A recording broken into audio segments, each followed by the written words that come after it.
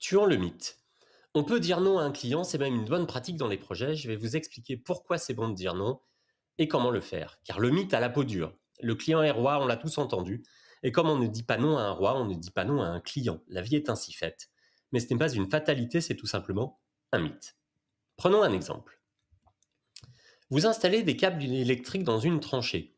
Le client vous dit: est-ce que vous pouvez installer un câble en plus? Ça ne vous coûte rien, je vous le fournis, et de toute façon, vous installez les vôtres, et la tranchée existe déjà, et il y a de la place. Vous dites quoi? Oui ou non? Alors imaginez que vous dites oui, et qu'il y a un défaut dans le câble du client, qu'il brûle et abîme les vôtres en même temps. Qui est responsable? Le client qui vous a demandé d'installer, ou vous qui avez installé? Il va y avoir débat. Pour savoir si le câble était défectueux ou si la pose était mal faite, vous auriez pu abîmer le câble au moment de la pose par exemple sans vous en rendre compte.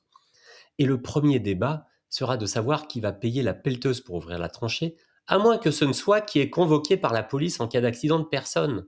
Vous le voyez, dire oui n'est pas qu'une question d'argent, mais aussi des responsabilités.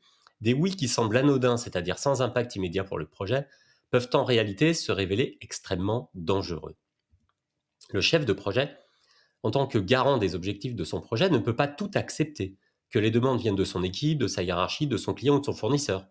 Il doit savoir dire non à certaines demandes. Mais comment faire? C'est ce que nous allons voir tout de suite. Mais avant, et si ce contenu vous plaît, pensez à vous abonner à cette chaîne YouTube pour une gestion de projet facile.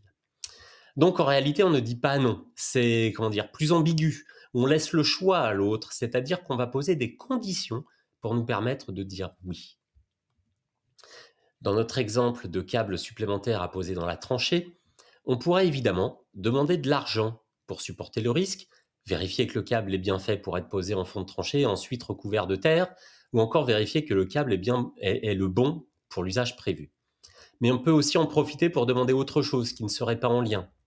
Toujours dans notre exemple, on pourrait faire une demande au client. Par exemple, puisque vous me demandez cela, je veux bien vous le faire, mais pouvez-vous m'aider pour payer la facture plus rapidement? Ou bien, pourriez-vous mettre une personne de votre équipe pour nous aider à superviser l'installation? Attention toutefois à bien tourner votre demande qui ne doit être ni du chantage ni de la corruption. Au besoin, demandez conseil à votre juriste. Cela demande un peu de doigté et c'est la raison pour laquelle il faut vous entraîner. Car ne vous méprenez pas, ce n'est pas si facile qu'il y paraît. Vous allez devoir apprendre à dire non. Pour cela, vous pouvez vous exercer lors de demandes sans grand enjeu avec des amis et leur expliquer que vous travaillez votre capacité à dire non, bien sûr, hein. Comprendre que vous ne dites non qu'à cause des conditions actuelles.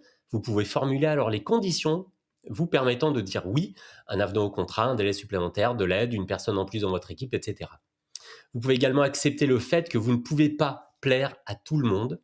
Vous pouvez également imaginer les conséquences d'un oui sur votre projet et sur vous-même. Et surtout, n'oubliez pas que vous avez le droit de changer d'avis.